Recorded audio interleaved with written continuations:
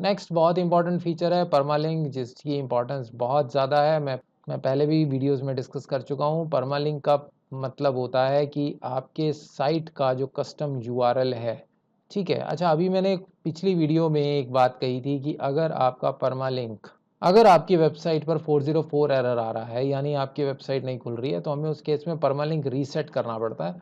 वो मैं प्रोसेस पहले बता देता हूँ। अक्सर जब 404 एरर आ रहा होता है तो कई बारी परमालिंक्स, उसका कारण होता है कि परमालिंक आपके ब्रोकन है। तो परमालिंक अगर ब्रोकन है, उसे रीसेट करने का तरीका है कि आप सबसे पहले प्लेन परमालिंक, आपको पता कैसे चलेगा कि परमालिंक ब्रोकन है? आपको 404 पेज नॉट फाउंड का एरर आएगा। आप कोई भी पेज खोलेंगे उसमें ये इशू रह सकता है, ठीक है। बाय डिफॉल्ट ये क्या करता है, ये आपके एच टी एक्सेस को रिकवर करता है, उसको रिपेयर करता है, ठीक है। तो परमालिंक डायरेक्टली एसोसिएटेड है आपकी एच टी एक्सेस फाइल के, लेकिन आप एच टी एक्सेस को खुद से एडिट करेंगे, उसको मॉडिफाई करने की कोशिश करेंगे तो आपको समझ में नहीं आएगा कि इसमें क्या करना है।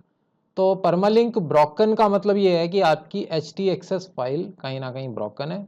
आप इसको एक बार डिफ़ॉल्ट कर देंगे, सेव करेंगे, और उसके बाद वापस से जो भी परमालिंक स्ट्रक्चर आपको लेना है उसको फिर से सेट कर लेंगे, तो आपकी H T access by default repair हो जाएगी। ये एक ईजीएस्ट वे है। इसमें जो सबसे ज़्यादा यूज़ होता है permalink, that is post name, जिसमें आपका यूआरएल के बाद आपका पोस्ट नेम आ जाता है। आप अपना खुद का स्ट्रक्चर भी तैयार कर सकते हैं। नीचे बहुत सारे एलिमेंट्स दिए गए हैं, इनमें से किसी को भी यूज़ करके। अगर आप बीच में ईयर डालना चाहते हैं कि आपकी पोस्ट सभी ईयर वाइज दिखती रहें, कौन सी पोस्ट किस ईयर में डाली थी, या मंथ, डे, आवर, मिनट, इन सब को यूज़ कर सकते हैं। इसके अलावा आप कैटेगरी को यूज़ करना चाहते हैं तो कुछ इस टाइप से आप कैटेगरी पे क्लिक करके कैटेगरी को यूज़ कर लेंगे। ऑथर को शो करना चाहते हैं, पोस्ट आईडीज दिखाना चाहते हैं, जैसा भी आप खुद का स्ट्रक्चर बनाना चाहते हैं तो आप कर लेंगे। अभी जैसे ये मैंने एक छोटा सा स्ट्रक्चर बनाया है, इसको मैं सेव कर लूँगा तो आप देखेंगे कि इसका इम्पैक्ट क्या पड़ता है। मैं आपको ये सेव हो जाए, सेव होने के बाद आपको दिखाता हूँ कि कहाँ पर इसका अफेक्ट आ रहा है। अभी देखें, ये जो पोस्ट है, ये पहले इसमें ईयर आ गया है, ईयर के बाद आपको कैटेगरी दिख रही है, और कैटेगरी के बाद पोस्ट का नेम दिख रहा है। इस तरह से ये मल्टीपल पार्ट्स में यूआरएल डिवाइड हो गया है, स्लैश स्लैश करके आपको दिखता है, ठीक है। एसईओ पर्पस से बहुत अच्छा है। अगर आप चाहते हैं कि मेन यूआरएल, उसके बाद कैटेगरी का नेम, फिर पोस्ट नेम आए, या बीच में ईयर नेम भी आए, तो आप उस तरह से इस स्ट्रक्चर को डिफाइन कर सकते हैं। तो वर्डप्रेस में आगे बढ़ते हैं। आगे अब हम बात करेंगे परमालिंक्स में ऑप्शनल के बारे में। अभी तक आपने देखा कि कॉमन सेटिंग्स क्या क्या है वर्डप्रेस में, परमालिंक को हम कैसे यूज़ कर सकते हैं। ये कुछ ऑप्शनल सेटिंग्स हैं जिनको आप चेंज कर सकते हैं। इसमें पहला आता है आपका कैटेगरी बेस, दूसरा है टैग बेस। इसके बाद ये सब ऑप्शंस आपके वू कॉमर्स से एसोसिएटेड हैं, काम ये भी उसी तरह से करेंगे। मैं पहले आपको ये दो ऑप्शन समझाता हूँ।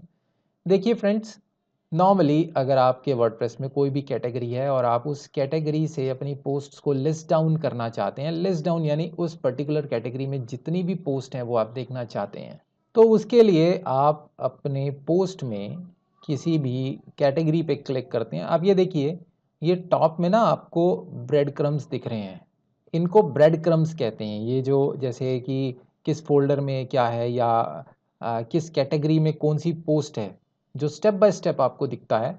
होम, होम में जनरल है, जनरल एक कैटेगरी का नाम है, और उसमें ये टेस्ट 2 वाली पोस्ट है, ठीक है। और ये एरो लगा होता है बीच में, इसको हम ब्रेड क्रम्स बोलते हैं। मैं स्पेल आउट कर रहा हूँ। This is the exact spelling and exact working of bread crumbs, BREADCRUMBS। तो आप ब्रेड क्रम्स में देखेंगे ये कैटेगरी का नेम दिया, और जैसे ही आप इस पर कर्सर लेके जा रहे हैं, आप नीचे ध्यान दें, https:/amesgraphics.in/topic/general ऐसा कुछ लिखा हुआ है। ऐसा इसलिए लिखा हुआ है क्योंकि कैटेगरी बेस में मैंने टॉपिक लिखा हुआ है ऑलरेडी। नॉर्मली अगर हम कुछ भी नहीं लिखते हैं कैटेगरी बेस में और टैग बेस में, आप इसको सेव कर दें, और अब मैं आपको पेज रिफ्रेश करके दिखाता हूँ। तो आप नीचे ध्यान देंगे, amesgraphics.in/category/general आ रहा है, जो कि डिफ़ॉल्ट है, ठीक है। यानी अगर इसमें कुछ भी नहीं लिखा है तो किसी भी कैटेगरी से पहले कैटेगरी लिखा आता है, और किसी भी टैग से पहले टैग लिखा आता है। मैंने पिछली कुछ पोस्ट डाली थी जिसमें हमने कुछ टैग्स ऐड किए थे। मैं पिछली पोस्ट में आपको दिखाता हूँ। इस वाली पोस्ट को खोल लेते हैं।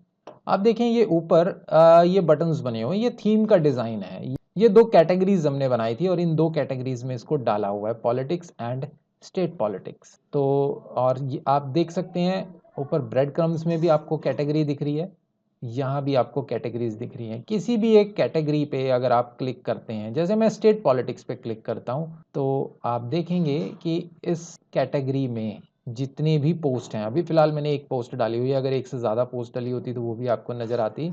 इस कैटेगरी में जितनी भी पोस्ट हैं सब आपको यहाँ पर दिख जाएंगी। अब आप एक चीज़ और नोटिस करें, जो इसका यूआरएल है उसमें सबसे पहले कैटेगरी लिखा है, उसके बाद पॉलिटिक्स लिखा है, उसके बाद स्टेट पॉलिटिक्स लिखा है। ये हमारी पेरेंट कैटेगरी है, ये हमारी चाइल्ड कैटेगरी है। तो इस तरह से ये आपको हेल्प करती हैं एसईओ में। अगर आप पेरेंट एंड चाइल्ड का कॉम्बिनेशन बनाते हैं तो प्रॉपर आपको मिलेगा कि मान लीजिए आपने एक न्यूज़ डाली हरियाणा के यमुनानगर की, आपने पेरेंट कैटेगरी बनाई हरियाणा, उसमें चाइल्ड कैटेगरी बनाई यमुनानगर, तो ऊपर आपको यूआरएल कुछ इस तरह का मिलेगा, कैटेगरी/हरियाणा/यमुनानगर। ठीक है। खैर, अभी मैं कैटेगरी का बेस चेंज कर देता हूँ। जैसे मैंने कैटेगरीज बनाई हैं टॉपिक वाइज, तो मैं कैटेगरी का नेम चेंज करके उसकी जगह टॉपिक्स कर सकता हूँ। अगर मैंने कैटेगरीज बनाई हैं लोकेशन वाइज, तो मैं उसकी जगह लोकेशन लिख सकता हूँ। आप कुछ भी लिख सकते हैं आपकी चॉइस के अकॉर्डिंग। फिलहाल मैं टॉपिक्स लिख रहा हूँ और इसको टॉपिक्स लिख के सेव कर रहा हूँ। अब मैं आपको दिखाता हूँ ये जो कैटेगरीज हैं, आप कर्सर मैंने जैसे ही लेके गया हूँ उस पर आप नीचे ध्यान देंगे /topic/politics आ रहा है। अगर मैं इस पर क्लिक कर देता हूँ तो आप देखेंगे /topics, पहले क्या आ रहा था /category, अब क्या आ रहा है /topics। ये फ़र्क आ गया। ठीक है, यानी डिफ़ॉल्ट नेम कैटेगरी है और आप चेंज करना चाहें तो चेंज भी कर सकते हैं। Same applies to tag. मैं आपको दिखा देता हूँ कोई पोस्ट जिसमें हमने टैग्स लिए हों। ये हमारे पास बहुत सारी पोस्ट्स हैं, इसमें हमने टैग्स लिए हुए हैं। ये कुछ टैग्स हैं जैसे ऑनलाइन योगा क्लास। इस वाली पोस्ट को देखते हैं, व्यू करते हैं। आप नीचे देखेंगे पोस्ट में जितने भी टैग्स हैं वो सब नज़र आ रहे हैं और उनका यूआरएल आप ध्यान देंगे ना तो /tag/ऑनलाइन योगा क्लास। अब मान लीजिए मैं इस पर क्लिक करता हूँ तो आप देखेंगे यूआरएल है /tag/ऑनलाइन योगा क्लास। अब इसको रीनेम करना है। इसको रीनेम करने के लिए वापस से हम सेटिंग्स में परमालिंक में जाते हैं और परमालिंक में इसका नाम अगर मैं करना चाहता हूँ कीवर्ड, तो अगर मैं इस टैग बेस का नाम कीवर्ड कर देता हूँ और इसको मैं सेव करता हूँ, अब मैं आपको रिफ्रेश करके दिखाता हूँ। ये जो स्लैश टैग है ना ये अनअवेलेबल हो गया है, ये पेज एग्जिस्ट नहीं करता है क्योंकि अब इसका नाम बदल के हमने कीवर्ड कर दिया। योगा क्लास वाला पोस्ट खोल लेते हैं, आप देखेंगे किसी भी यूआरएल पे तो /कीवर्ड वर्ड आ गया है। So this is how it works. Next is product category base, product tag base and product attribute base. ये डिफ़ॉल्ट फीचर नहीं है आपके वर्डप्रेस के, ये एसोसिएटेड हैं वूकॉमर्स से, क्योंकि हमारी इस वर्डप्रेस इंस्टॉलेशन में वूकॉमर्स हमने इंस्टॉल किया हुआ है जो कि एक ई कॉमर्स प्लेटफॉर्म है।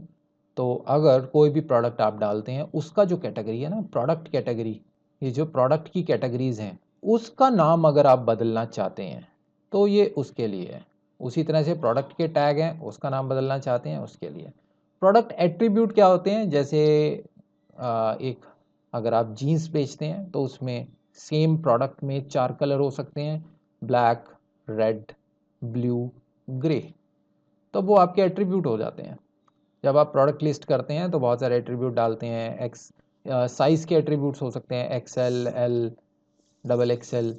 ठीक है, तो उस पर्टिकुलर एट्रीब्यूट को आप क्या नाम देना चाहते हैं, यानी उस यूआरएल में आप क्या लिखवाना चाहते हैं वो यहाँ से आप चेंज कर सकते हैं। ठीक है, ये कुछ इस तरह से आता है। अभी जो डिफ़ॉल्ट है वो कुछ ऐसा होता है /एट्रीब्यूट नेम और उसके बाद एट्रीब्यूट लिखा आता है by default. Attribute in the sense कि जो भी एट्रीब्यूट का नाम होता है वो लिखा आता है। आप इस एट्रीब्यूट नेम को चेंज करके जो भी आप देना चाहते हैं, मान लीजिए आप चाहते हैं कि आपने कलर्स ही अलग अलग करने हैं, आपके पास जितने भी प्रोडक्ट्स हैं सभी में आपको कलर्स के एट्रीब्यूट बनाने हैं, तो आप यहाँ पर कलर लिख देंगे। अगर सभी प्रोडक्ट्स में आपको साइज़ के एट्रीब्यूट बनाने हैं तो आप साइज़ लिख देंगे। ठीक है, अगर अलग अलग तरह के एट्रीब्यूट्स बनाने हैं तो आप इसको डिफ़ॉल्ट चलने देंगे। इट डिपेंड्स ऑन यू, आप यूज़ करेंगे तो आपको ज़्यादा अच्छे से समझ में आएगा। और ये जो लास्ट सेगमेंट है ना प्रोडक्ट परमालिंक्स, ये प्रोडक्ट के जो यूआरएल हैं किसी भी प्रोडक्ट का जो मेन यूआरएल है उसको चेंज करने के लिए सेम उसी तरह से काम करेगा जैसे ऊपर ये काम कर रहा था। जो कोई भी प्रोडक्ट है आपका, उसका यूआरएल किस तरह से हो। मान लीजिए आपका टी शर्ट का एक प्रोडक्ट है, तो amesgraphics.in/shop/t-shirt, या आपको अपना कोई कस्टम बेस बनाना है, जैसे यूआरएल में प्रोडक्ट लिखा आ रहा है, उसकी बजाय आप कोई अपना कस्टम बेस बनाना चाहते हैं, इसकी जगह आप रिप्लेस करना चाहते हैं कि प्रोडक्ट की बजाय इन्वेंट्री लिखा आ जाए या गुड्स लिखा आ जाए, तो वो आप कर सकते हैं।